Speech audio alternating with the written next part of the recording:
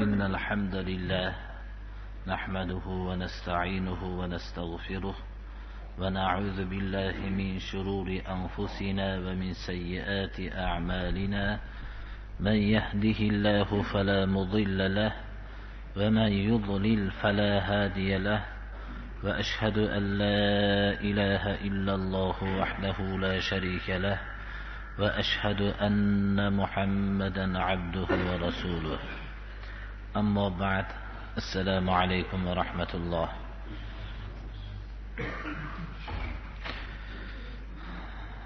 أعوذ بالله من الشيطان الرجيم. ألم تر إلى الذين يزكون أنفسهم بل الله يزكي من يشاء ولا يظلمون فتيلا انظر كيف يفترون على الله الكذب وكفى به إثما مبينا.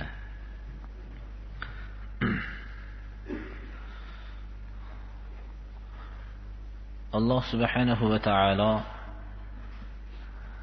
risolatni Muhammad alayhissalomga jo'natdi. Bu zotni payg'ambarlarning oxirgisi va sayyidi qilib payg'ambar qilib jo'natdi. Da'vat Makka muhitida ko'p qiyinchiliklarga duchor bo'ldi. Bu da'vatga iymon keltirgan kishilar bularning avvalida Rasululloh sallallohu alayhi va sallam boshchiligida ko'p ozorlar chekildi. Alloh subhanahu va taolo Makka muhitidan Madina muhitiga ko'chishlikka, ya'ni hijratga buyruq qildi. Hijratni biz yaxshi anglashimiz kerakki, Makka muhitidagi ozorning ko'pligi sababli Janob Rasululloh sallallohu alayhi va sallam va u kishiga ergashgan kishilar Makkani tashlab ketishganlari yo'q o'z ixtiyorlari bilan. Balki bu ketishlari ham Alloh subhanahu va taoloning Makkadan Madinaga hijratga bo'lgan buyrug'ini ijro qilishlik uchun ketishdilar. Madina Rasululloh sallallohu alayhi va sallamni va ashoblarni juda katta bir tantana bilan kutib olishdilar. Bu kutib olishlik tabiiy islom dushmanlarini g'azablantirdi. Makka muhitida munofiqlar yo'q edi. Chunki munofiq bo'lishlik da'vat kuchlik bo'lgan suratda oshkor qarshilik qilolmagandan keyin munofiqlik yo'li bilan zarar yetkazishlikni taqozo qiladi. Makkada da'vat juda zaif edi. Madina Munavvaraga borgandan keyin da'vat o'ziga xos bir quvvatga ega bo'lgandan keyin munofiqlik boshlandi. Yahud qabilalari Banu Qaynuqo, Banu Qurayza, Bani Nazir deb atalmish 3 ta yahudlarning katta qabilalari Madinadagi mushriklarni xohlagan uslubda ularni o'zlarining manfaatlariga ishlatib yashashardi. Oshkor haq da'vat kelgandan keyin yahudlarning bozorlari kasad bo'ldi.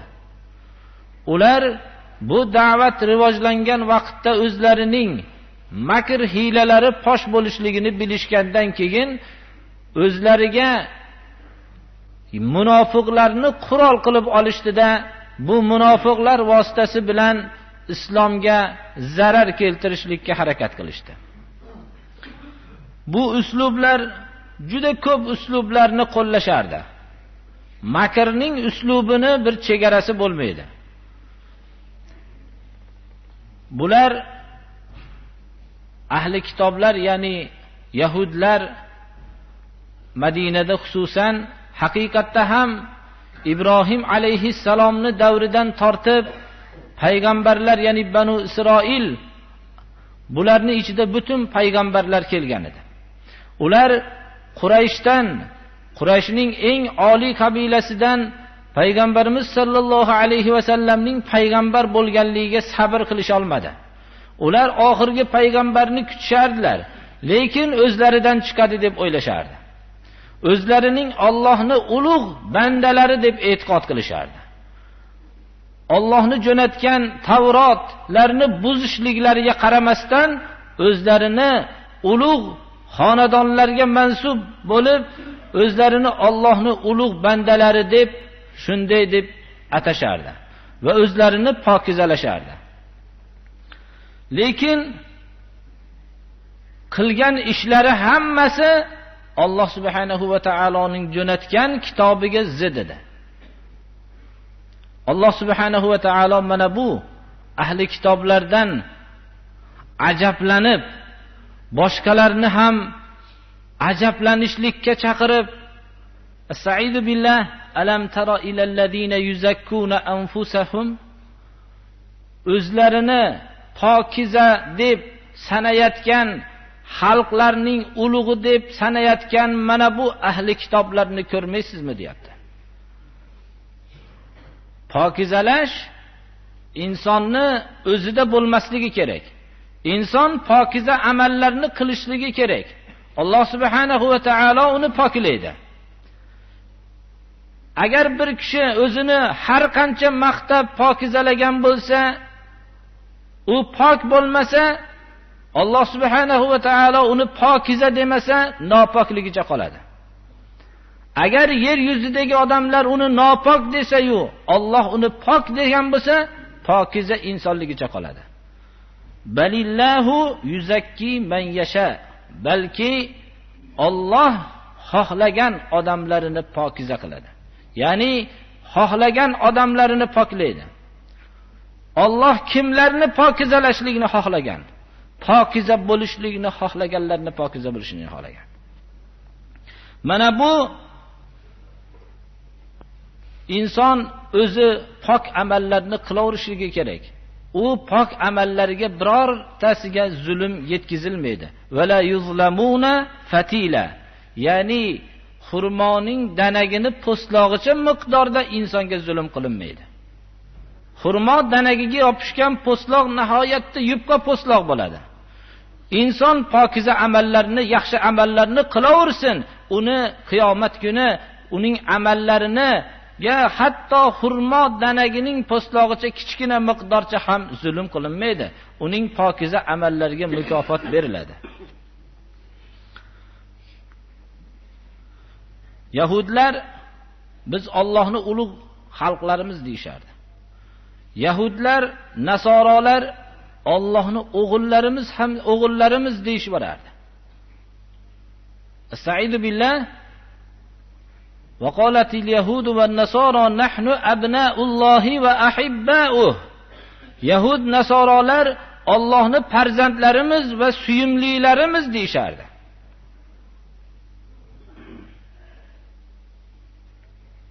Alloh subhanahu va taolo bularni, bu so'zlarni rad qildi. Mana bu oyatni tilovat qilar ekanmiz. Biz musulmonlar ham o'zimizni bir ahvolimizga qarashligimiz kerak. Bizning musulmonlarimiz ham ummati Muhammadmiz. Biz hamma ummatning afzalimiz degan da'voni qilamiz. Agar bu da'voyimiz haqiqatda ummati Muhammad bo'lishlikka to'g'ri kelsa, haqiqatda Allohning ummati Muhammad sallallohu alayhi vasallam ummatlarning ichida afzali ekanligiga to'g'ri keladi. Bu payg'ambarimiz sallallohu alayhi vasallamning ummatlarning ichida afzal ekanligida shak shubha yo'q. Lekin hamma musulmon o'zini biz Allohni ulug' payg'ambarini ummatimiz desa-yu, qilayotgan amallari ummati Muhammadning mutlaqo amallariga to'g'ri kelmasa, o'zlarini pokiza sanayotgan Yahudlardan Rasululloh subhanahu va taolo ajablandi. Mana bu o'zlarini pokiza qilayotgan kishilarni ko'rmaysizmi? Alloh xohlagan odamlarni pokiza qiladi, deyapti. Qilayotgan amallar Qur'oni Karimga zid bo'lsa, Rasululloh sallallohu alayhi va sallamning buyruqlariga zid bo'lsa-yu, bu ummat o'zini eng pokiza ummat ekanmiz, oxiratda eng oliy ummatlar ekanmiz deb aytsa, Alloh subhanahu va taolo bularning so'zidan ajablanadi. Qur'onning mo'jizligi, qiyomatgacha abadiy kitobligi mana bu oyatni yahudlardan ajablanib bizlarga xitob qilyapti. Agar ummati Muhammad o'zining amallarini Alloh subhanahu va taoloning yo'liga muvofiq qilsa, ummatlarning afzali haqiqatda, bunda shak shubha yo'q. Ammo muvofiq qilmasdan turib o'zlarini pokiza qilsa, pokiza bo'lishliklariga sababli musulmonman degan xonadonda tug'ilganligini pesh qilsa, o'tgan ajdodlarning musulmon ekanligini pesh qilib turib o'zini ulug'ligini isbotlamoqchi bo'lsa, xuddi mana bu yahudlar o'zlarini pokiza qilishligidan farq bo'lmaydi, birodarlar. Yahudlar ular ulug' payg'ambarlar xonadonlaridan kelgan edi. Allohning kitobini buzishlik bilan dunyoda ular xor millatga aylandi.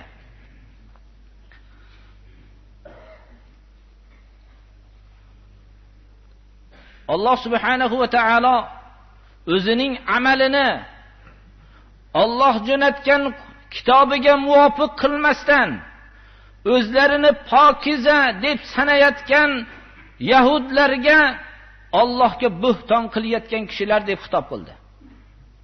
Unzur kayfa yaftaruna alallohil kazib va kafa bihi isman mubina. Qarang ey Muhammad alayhisalom, Allohga bular qanday yolg'on narsalarni buhton qilishyapti. O'zlari Allohni jo'natgan Tavrotiga muvofiq amal qilmasdan turib o'zlarini pokiza millatman deyapti. Mana bular Allohga qanday buhtonlarni qilayotganligini qarang ey Muhammad alayhisalom deyapti. Va kafa bihi isman mubina. Mana shu qilayotgan o'zlarini kitobi sunnatga muvofiq qilmasdan, o'zlarini Alloh tarafidan jo'natgan kitobga muvofiq yashamasdan turib o'zlarini pokizaman deb atayotgan buhtonlari o'zi ochiq gunohga kifoya qiladi. Bundan boshqa gunohkor bo'lishlikka boshqa gunohni hojati yo'q. Shu o'zi ochiq gunohkor bo'lishlikka kifoya qiladi. Bu oyatga har bir musulmon o'zini ummati Muhammad sallallohu alayhi va sallam deb atayotgan har bir musulmon shu oyatga bir o'zini taqqoslab ko'rmoqligi kerak.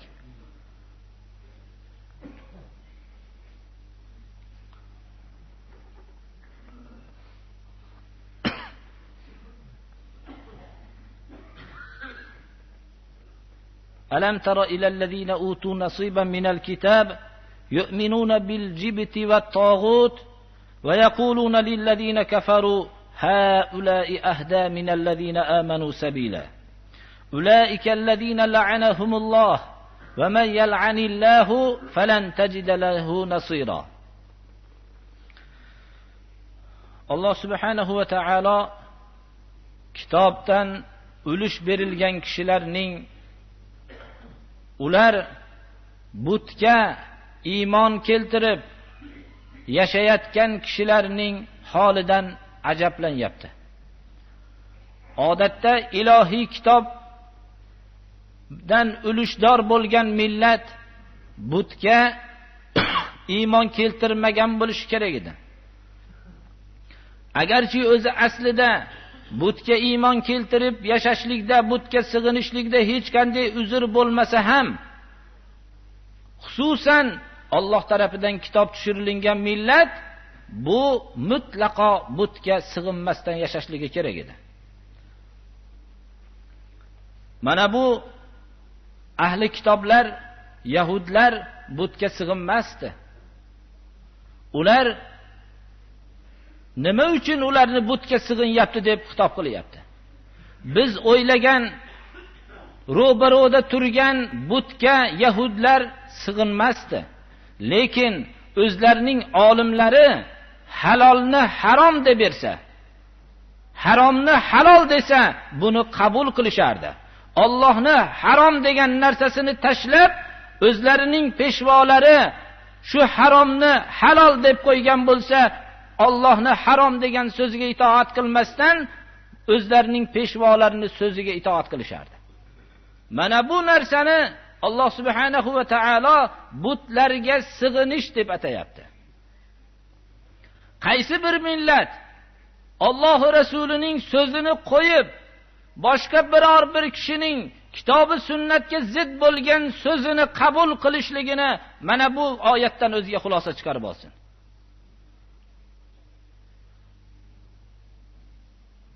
Yahudlar doim o'zlarining makrlarini ahli iymonga, ahli islomga ilgarida ham davom ettirgan, hozirda ham davom ettiryapti.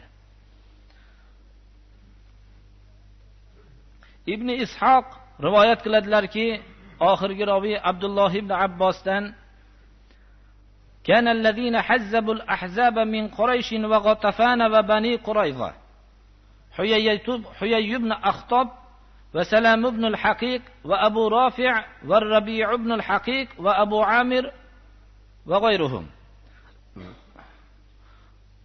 وكان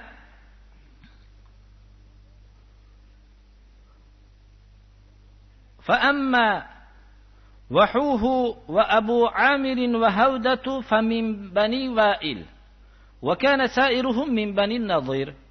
فلما قدموا على قريش قالوا هؤلاء أحبار يهود وأهل العلم بالكتاب الأول، فاسألوهم أدينكم خير أم دين محمد؟ فسألوهم فقالوا دينكم خير من دينه وأنتم أهدى منه وممن اتبعه. فأنزل الله عز وجل ألم تر إلى الذين أوتوا نصيبا من الكتاب إلى آخر هذه الآية.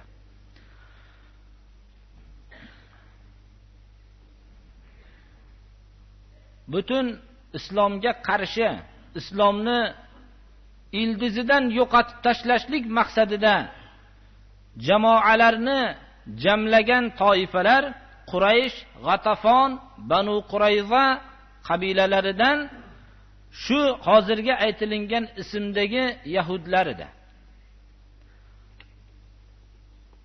Aksarlari Banu Nazir qabilasidan edi. Hali aytib o'tganimizdek, Banu Nazir qabilasi Madinadagi 3 ta yahudiylarning katta qabilalarini bittasi edi. Quraysh oldiga bular kelishganda Qurayshlik kishilar aytishlarki, mana yahudlarni katta olimlari kelishdi deydi. Qurayshlar mushrik bo'lgan vaqtda. Va bular avvalgi nozil bo'lgan kitoblarni biluvchi kishilar, bulardan bir so'raylarchi, sizlarni diniylar yaxshiroqmi yoinki Muhammad alayhisalomni dini yaxshimikin, bir so'rab olinglar deydi. Qurayshlik mushriklar yahudlarning olimlaridan. Bular so'rashgan vaqtida behayolarcha aytishdiki, sizlarni diniylar deb, ya'ni shu ro'baro'ga qo'yib sig'inayotgan butlar, but topolmay qolganda 4 ta tosh topib, chiroyliroq bittasini but qilib sig'inib, 3tasini qora qozonni osadigan o'choq tosh qilgan kishilarning yo'li. Agar tosh topisholmay qolsa, qo'ylarni, echkilarni sog'ib tuproqqa shuni qatirib, but yasab shunga sig'inayotgan kishilarning yo'lini Janob Rasululloh sallallohu alayhi vasallam Alloh tarafidan olib kelgan yo'ldan afzal deydi. Buni yahudlar aytishdi shu mushriklarga. Sizlar Muhammaddan va Muhammadga ergashgan kishilardan to'g'riroq yo'ldasizlar deydi. Alloh subhanahu va taolo mana bu oyatni nozil qildiki, kitobdan ulush berilgan kishilarni ko'rmaysizmi? Ular butga iymon keltirishadi. Va yana aytishadiki, kofirlarga, mutlaqo dinni bilmagan yoinki mushrik bo'lgan kofirlarga aytishadiki, haulai ahda minallazina amanu sabila. Iymon keltirgan kishilardan, ya'ni Muhammad alayhisalomga iymon keltirgan kishilardan bularning yo'li haqroq deyshadi. Alloh subhanahu va taolo Muhammad alayhissalomning yo'lidan boshqalarning yo'lini afzal deyotgan kishilarni la'nat qilgan kishilar deb atayapti. Ulaikallazina la'anahumulloh. Alloh la'nat qilgan kishilar shulardir. kimni Alloh la'nat qilgan bo'lsa, unga hech qanday yordamchi topa olmaysiz. Inson shu oyatni o'qiganda bu islomni haq yo'l demagan kishilarga ham yordamchilar dunyoda to'lib turibdi-yu degan xayolidan o'tadi. Lekin uning muqobilasida haqiqiy islom millati yo'q, birodarlar. Haqiqiy islom millati vujudga kelgan vaqtda boshqa millatga mutlaqo o'ziga yordamchi topa olmay qoladi. Alloh subhanahu va taoloning yordami kelganda haqiqiy islom millatiga boshqa millatlar o'ziga yordamchi topa olmay qoladi. Haqiqatda boshqa millatlar o'ziga yordamchi topyapti. Qachon? Haqiqiy islom millati yo'q vaqtda topyapti. Rasululloh sallallohu alayhi va sallamning ashablari bular haqiqiy ummat bo'lishgan edilar. Bularning muqobalasiga bo'lgan hamma dushmanlar mag'lubiyatga uchragan edi. Ular o'zlariga yordamchi topa olmay qolgan edi. Alloh subhanahu va taolo bir millatga yordam bersa, uni muqobalasida hech qaysi bir millat tura olmaydi.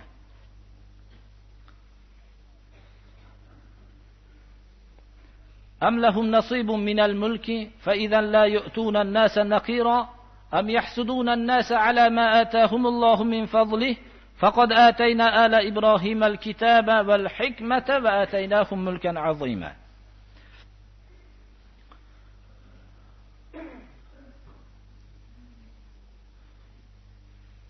Yahudlar, ya'ni ahli kitoblar va nasoralar hammasi o'zlariga mabodo bir imkoniyat bo'lib qolsa, mutlaqo bu imkoniyatni o'zlarining foydasiga ishlatib, birovga zarracha bir narsa berishmasdi. Alloh subhanahu va taolo bularning bu tabiatlarini fosh qilib, ularning olamni mulkida nasibalari bormi? Ular Alloh subhanahu va taoloning mulkiga sharikliklari bormi? Faidan agar ular biror mulkda sharik bo'lishgan vaqtda la yu'tunan nasa naqira, odamlarga xurmoning danagiga yopishgan po'stloqni ham berishmagan bo'lardi. Alhamdulillahki dinning dushmanlarini Alloh subhanahu va taolo biror mulkida sharik qilmadi. Agar sharik bo'lganda mu'minlarga bitta danakka yopishgan po'stloqni ham berishmagan bo'lardi. Yo odamlarga hasad qilishyaptimi? Alloh subhanahu va taolo bergan fazilga hasad qilishyaptimi? Hasad bir kishida ne'mat bo'lmasa, ikkinchi bir kishida ne'mat bo'lsa, asli hasad qilishlik bu ham o'zi yomon edi, ammo o'zida ne'mat bo'lib turib boshqaga Alloh subhanahu va taolo ne'mat berganda hasad qilishlik bu juda xunuk narsadir. Ne'matli kishining ikkinchi bir kishidagi ne'matni ko'rib hasad qilishligi bu eng yomon narsadir. Ba'zi kishilar tarafidan hasadni 3 xil bo'lishligini hikmatli so'zlarda keltirilgan. Ba'zi kishilar birovning yaxshi bo'lib ketishligini ko'ra olmas ekan. Ba'zi kishilar birovga yaxshilik qilayotganligini ko'rib chida olmas ekan. Nima uchun shu yaxshilikni menga qilmaydi deb. Ba'zi kishilar Alloh saqlasin, biror kishi unga yaxshilik qilib ham qutula olmas ekan. Qayerdan topib bu yaxshilikni qilyapti ekan deb. Hasadning bu yomon sifati bu. Hatto hasad qiluvchi kishidan unga yaxshilik qilib ham qutula olmaysizki, bu yaxshilikni qayerdan topyapti ekan deydi. Ne'matga g'arq bo'lgan kishilarning boshqalarga ne'mat nasib bo'lgan vaqtidagi hasadini Alloh subhanahu va taolo bu yerda qoralab, odamlarga hasad qilishadimi bu ahli kitoblar? Alloh subhanahu va taolo o'zini fazlini bergan bo'lsa, ya'ni Muhammad alayhisalom va u kishiga ergashgan kishilarga Alloh o'zini fazlini bergan bo'lsa, bularga hasad qilishadimi? bularga ham ne'matlar bergan edik. Faqad atayna ala Ibrohimal kitaba val hikma. Ibrohim alayhissalomning avlodiga tamomiy u kishidan keyingi kelgan ahli kitoblardan bo'lgan payg'ambarlarning hammalariga kitob bergan edik, hikmat bergan edik. Shu kitob va hikmat ne'matini boshqa millatga ham, ya'ni Qurayshdan chiqqan, Banu Hoshimdan chiqqan janob Rasululloh sallallohu alayhi vasallam va u kishiga ergashgan kishilarga shu faslni beruvdik. Shunga hasad qilishadimi? Tamomiy ajdodlari shunday ne'mat bilan kelgan bo'lsa-yu, bu ne'matni bular bilmasdan poymol qilganliklari uchun, bu ne'matga sazovor bo'ladigan sifatlardan mahrum bo'lganliklari uchun Qurayshga bergan bo'lsak hasad qilishadimi? Ularga faqat payg'ambarliknigina bermagan edik, balki katta mulk, podshohlikni ham bergan edik. Davud alayhissalom, Sulaymon alayhissalom bular ham payg'ambar ham podshohlar bo'lishgan edi.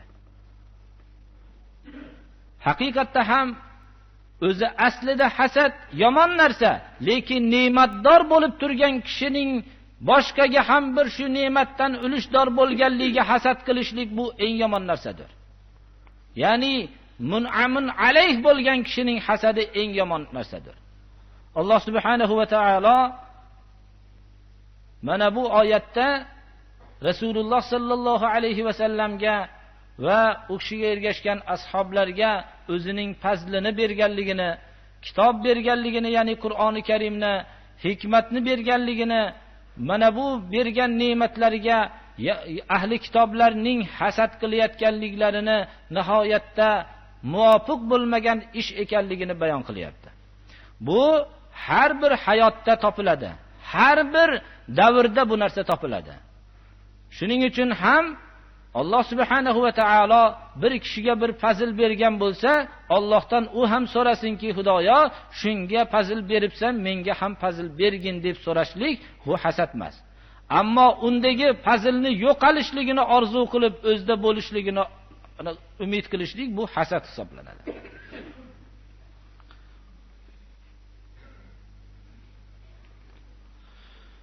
Alloh subhanahu va taolo hozirgi o'qilgan oyatlarga muvofiq hayot kechirishlikka Alloh hammamizni nasib qilsin.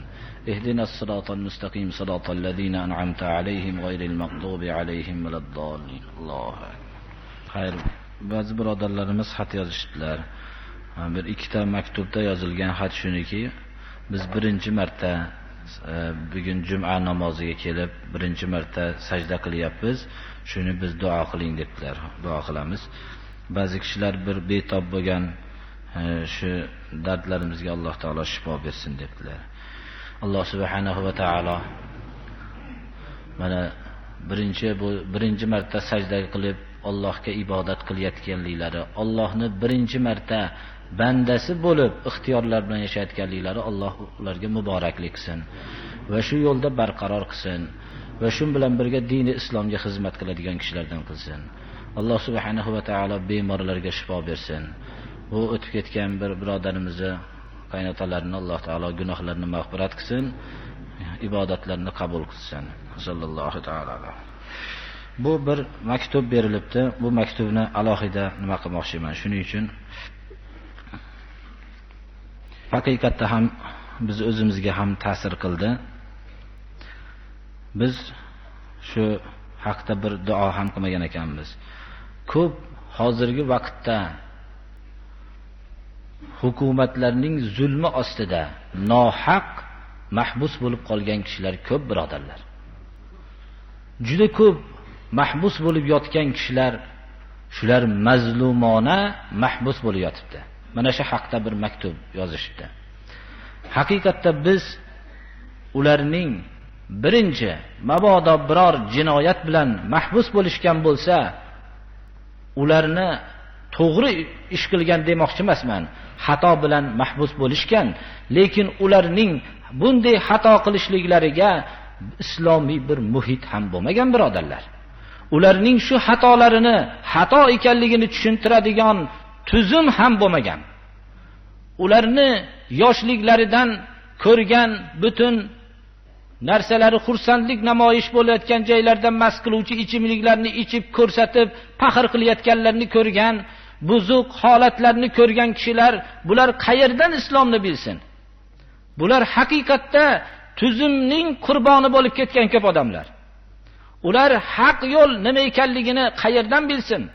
Musulmonlarning ahvollari ham achinarli bo'lsa, musulmonlar musulmonmiz deyishlikdan boshqa narsani bilishmasa, Qur'onlarining asosini bilmasa, hadislarning asosini bilmasa, uning mazmunlarini bilgan kishilar bo'lsa, unga amal qilmasdan yashasak, mana bu narsalarni ko'rgandan keyin inson qandaydir bir o'zini bu hayotdan qochishlikka majbur bo'ladida, har xil kashandalik, bas qiluvchi ichimliklar, mashtarablarga qarab yuradi.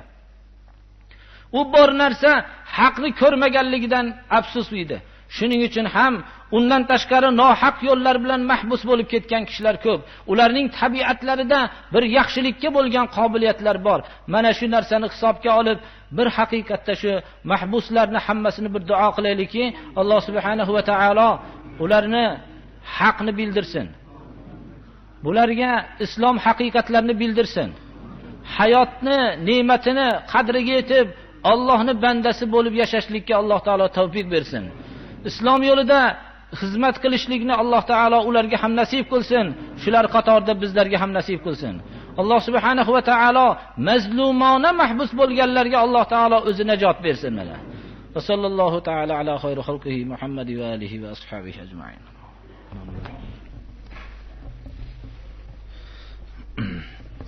Innal hamdalillah nasta'inuhu wa nastaghfiruhu ونتوب إليه ونعوذ بالله من شرور أنفسنا ومن سيئات أعمالنا من يهده الله فلا مضل له ومن يضلل فلا هادي له وأشهد أن لا إله إلا الله وحده لا شريك له وأشهد أن محمدا عبده ورسوله أما بعد السلام عليكم ورحمة الله.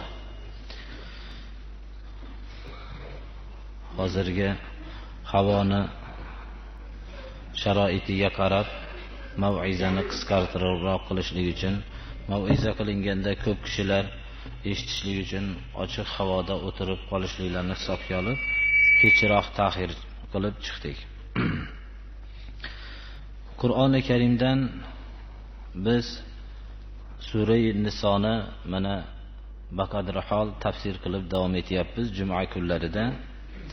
Bugungi kundagi darsimiz Estaizu billah innal ladina kafaru bi ayatina sawfa nuslihim nara kullama nadijat juluduhum baddalnahum juludan ghayraha liyadhuqul azab innallaha kana azizan hakima والذين آمنوا وعملوا الصالحات سندخلهم جنات تجري من تحتها الأنهار خالدين فيها أبدا لهم فيها أزواج مطهرة وندخلهم ظلا ظليلا.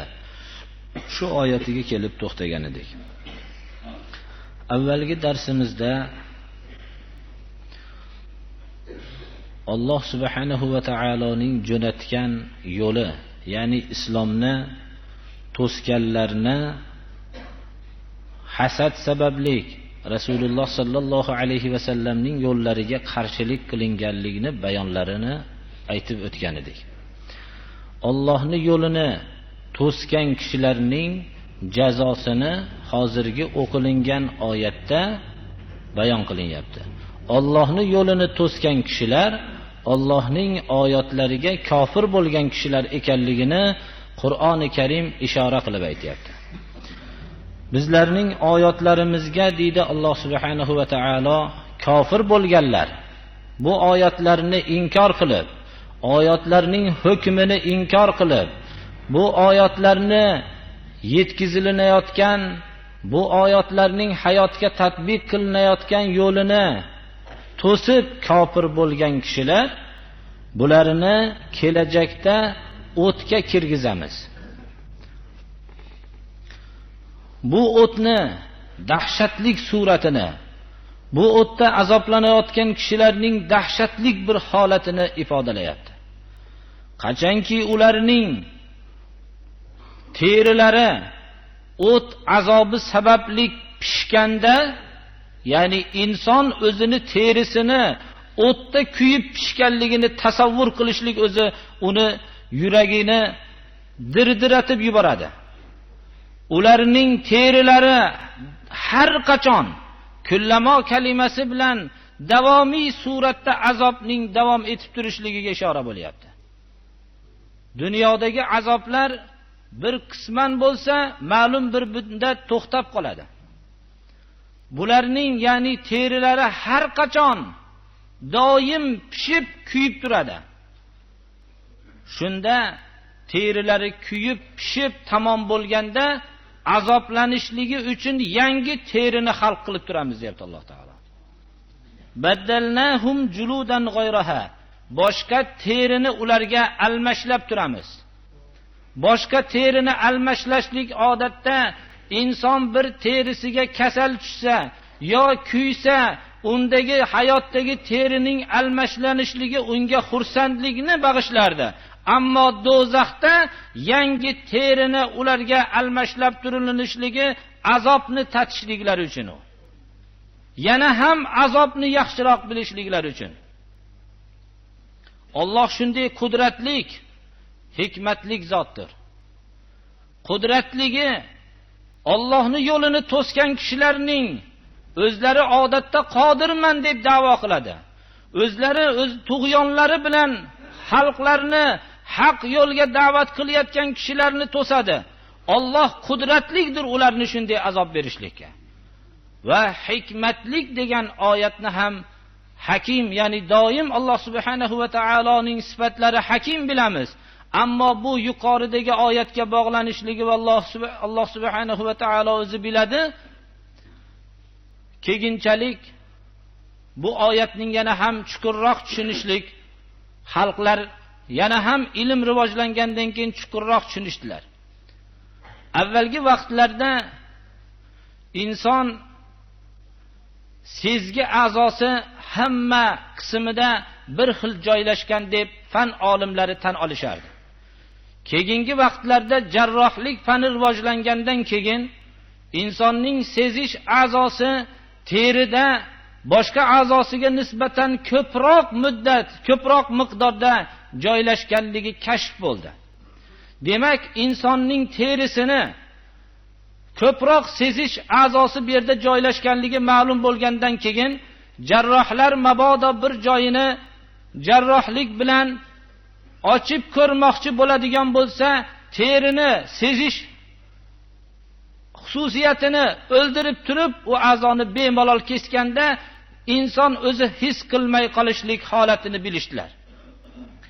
Mana bu oyat bular kashf qilishligidan 1400 yil ilgari terida his qilishlik a'zosi ko'proq joylashganligiga ishora qilyapti. Ya'ni ularning terisi kuyib tamom bo'lganda his qilishliklari, azobni his qilishlari kamayishligi bilan Alloh hikmatlik zot darrov unga yangi teri xalq qiladida azobni yaxshiroq tatishlik uchun. Teri unda yo'qolib qolgandan keyin teri asosiy his qiladigan a'zo edi. Mana bu azobni tatishlik uchun Alloh subhanahu va taolo kuygan vaqtida yangi terini davomiy suratda xalq qilib turadi. Nima uchun? Ular azobni yaxshiroq tatishliklari uchun. Va shuni Alloh subhanahu va taolo biladigan hikmatlik zotdir ana. Hakima kalimasining oyatga bog'lanishligi vallohu a'lam mana shunday bo'lmoqligi kerak.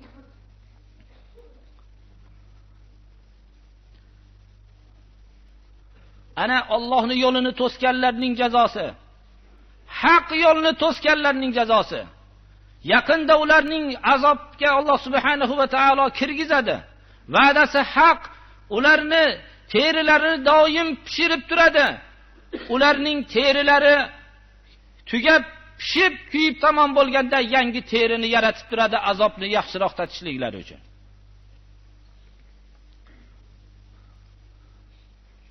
Undan tashqari bu azobning shunday bo'lishligi o'zi yetar edi.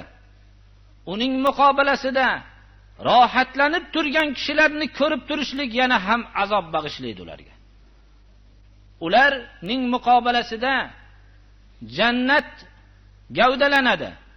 Iymon keltirgan kishilar, yaxshi amallarni qilgan kishilarni Alloh subhanahu va taolo va'da qilyaptiki, tezda ularni ostlaridan anhorlar o'tadigan bog'larga kirgizamiz.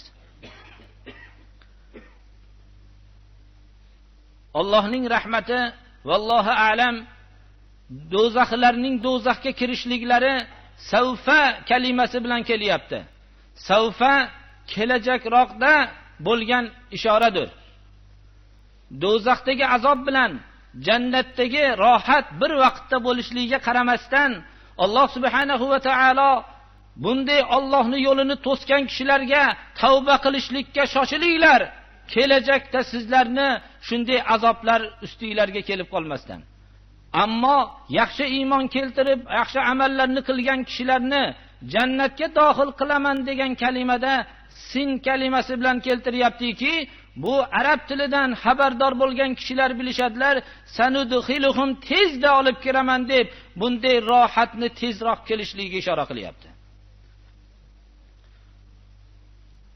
Bular ostlaridan anhorlar o'tgan bog'larga kirishliklari vaqtincha emas, xolidina fiha abada. Bu yerda abadiy bo'lishadilar. Xolidina fiha kalimasidan o'zi abadiylik bilinadi.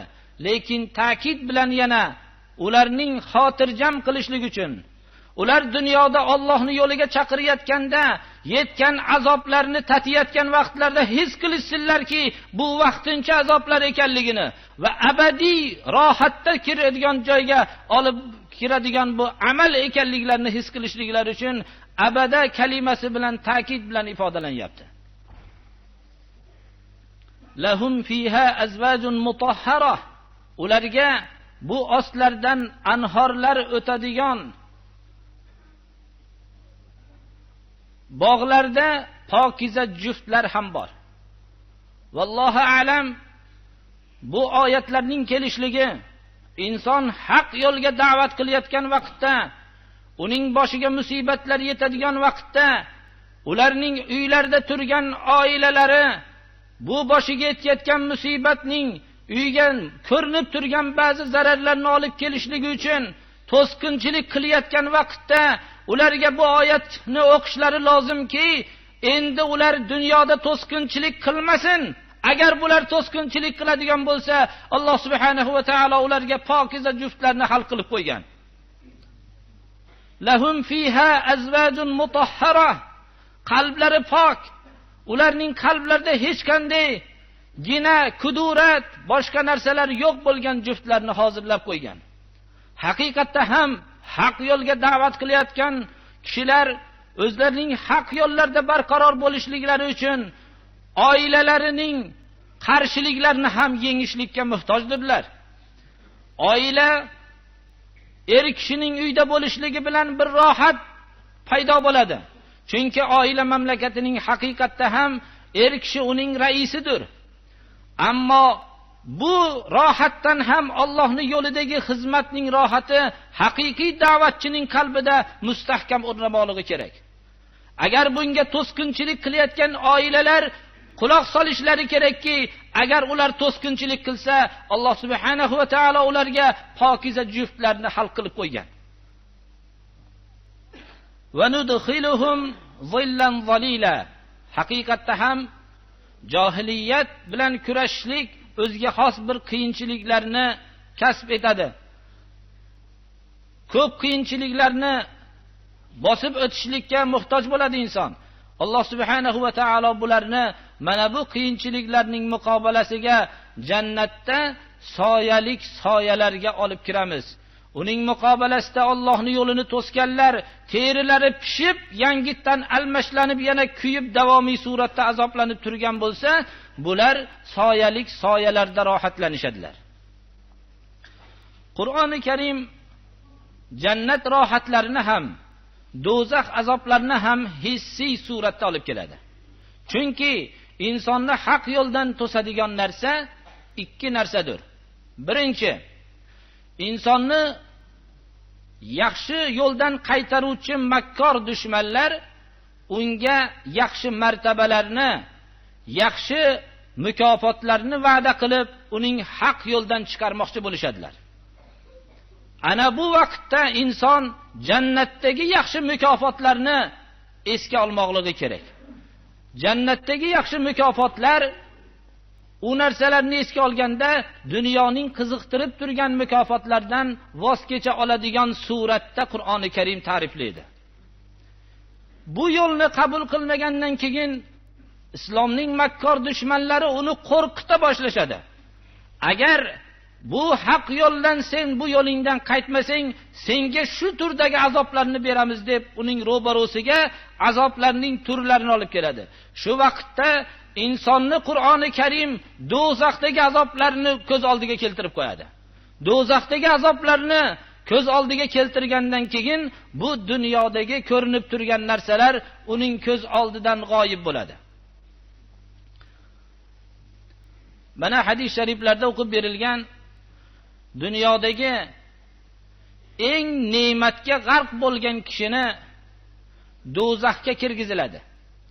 Ya'ni dunyoda hamma ne'mat muyassar bo'lgan, hamma rohat muyassar bo'lgan kishini Allohni tanimaganligi sababli do'zaxga kirgizilingandan keyin bir marta do'zaxga kirgandan keyin unga savol qilinar ekanki, sen hech hayotingda bir rohat, ne'matni ko'rdingmi desa, yo'q, hech qachon ey Rabbim ko'rganim yo'q der ekan. Chunki bir marta do'zaxdagi azobni ko'rishlik uning hayotidagi hamma ne'matni esdan chiqarib yuboradi. Dunyoda eng qiynalgan, haq yo'lda qiynalgan, islom yo'lida qiynalgan kishini ham Alloh subhanahu va taolo gunohlarini mag'firat qilib jannatga daxil qilib, bir marta jannatga kirgandan keyin uni savol qilib, dunyoda hech bir yomonlik, qiyinchilik ko'rdingmi desa, ey Rabbim ko'rganim yo'q der ekan. Jannatdagi bir marta rohatni ko'rishlik dunyodagi hamma musibatni esdan chiqarib yuboradi. Alloh subhanahu va taolo Qur'oni Karim bilan Rasululloh sallallohu alayhi va sallamga Qur'on ta'limi bilan, u kishining hadisi muboraklari bilan ummati islomni shunday tarbiya qildilarki, haq yo'lni qiziqtiruvchi narsalar ham to'sa olmadi ularni. Qo'rqituvchi narsalar ham to'sa olmadi. Mo'minlar Qur'oni Karimdan agar foydalanishsalar, ular mana bu dunyoning har qanday qiziqtiruvchi narsalaridan o'zlarini bunga qiziqtirish hosil qilmasdan jannatdagi mukofotlarni bilan kifoyalanishadilar. Lekin jannatdagi mukofotlar uchun ishlagan kishi dunyoda azob bilan yashamaydi, birodarlar. Dunyoda ham rohat bilan yashaydi.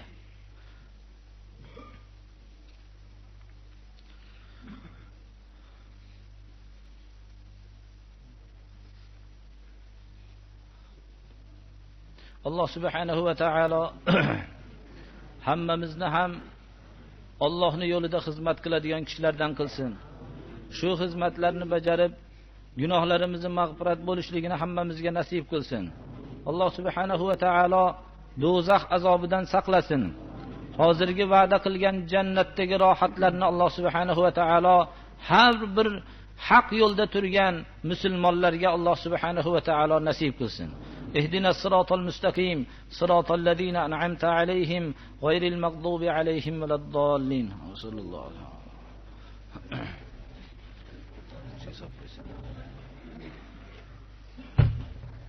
kishiga javob bo'ladi.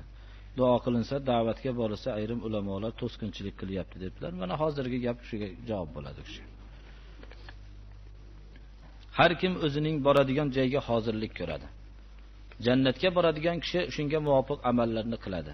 Jannatning yo'lini to'sadigan, o'zi u yerga borishlikka noloyiq bo'lgan odam albatta dunyoda haq yo'llarni to'sishligi kerak u. Haq yo'llarni to'sib, qattiq kurashlar qilish kerak. Haqni yo'qotaman deb kurashish kerak. U ham boradigan joyga hozirlik ko'rmoqligi kerak. Chunki u yerda uni terilarini kuydiradigan azoblar kutib turibdi. Shunday bo'lishlik uchun haq yo'llar bilan qattiq kurashish kerak u odam. Shuning uchun mo'min kishi bunday soatlarda har kim xalqlarga qarab o'zining hozirlik ko'radigan joyga borish kerak.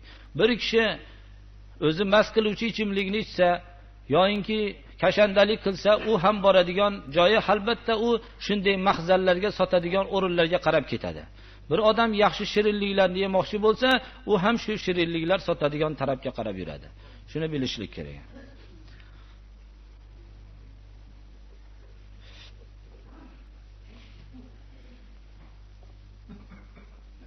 O'zimiz mana darsimizni ham qisqartirdikki, havoni nimasiga qarab ba'zilarini Alloh subhanahu va taolo ko'p kishilar aytdilar, Alloh shifo bersin dardlariga. Ba'zi kishilar mana ba'zi kishilarni shu jomiga olib kelishlik uchun dadalarimiz harakat qilsa kelishmayapti debdilar. Alloh subhanahu va taolo ularni ham bir haq yo'lga hidoyat qilsin. Hammalarini ham. Alloh subhanahu va taolo mana shu bir alohida bir duo qilaylik. Bir kishi 5-6 yildan beri yura olmayaptilar deyaptilar. Alloh taolo shifo bersin va shu mana xalqqa xizmat qilib turgan kishi ekanlar, dinga xizmat qilib turgan. Alloh shifoyi tomma bersin va shu dinga xizmatlariga ko'proq xizmat qiladigan kishilardan qilsin Alloh. A'udhu billahi minash shaytonir rojim. بسم الله الرحمن الرحيم والذين آمنوا وعملوا الصالحات لندخلنهم جنات تجري من تحتها الأنهار خالدين فيها نعم أجر العاملين الذين صبروا وعلى ربهم يتوكلون وكأي من دابة لا تحمل رزقها الله يرزقها وإياكم وهو السميع العليم سبحان ربك رب العزة عما يصفون وسلام على المرسلين والحمد لله رب العالمين اللهم تقبل منا إنك أنت السميع العليم وصلى الله تعالى على خير خلقه محمد وآله وأصحابه أجمعين الله أكبر